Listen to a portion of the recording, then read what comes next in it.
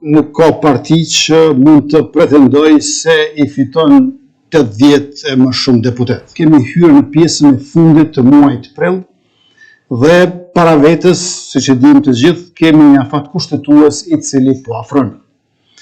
Shkuara në zgjedhjet parakohshme parlamentare, unë besoj që nuk është opsion.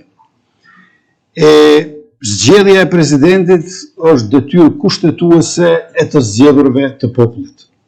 Kjo kërkon vullnet për zgjidhje, gatishmëri për kompromis dhe vendime jo të lehta. Ne e dimë që nuk ka parti që mund të pretendoj se i fiton 80 e më shumë deputet. Andaj duhet të pranohet rezultati i zgjedhjeve dhe nga ato pozicione të zhvillohen diskutime të sinqerta e të arsyeshme në interesin më të mirë për vendin tonë. Ne jemi të hapur për zgjidhje e cila i përgjigjet vullnetit qytetar.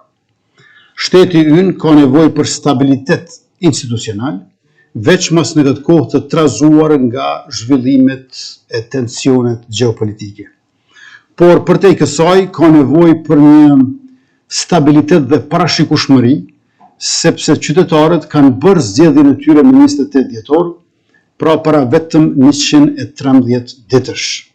Qytetarët votuan për 4 vjet dhe në përputhje me vullnetin e tyre, së shpejti do ta sjellin për miratim programin qeverisës 2026-2030.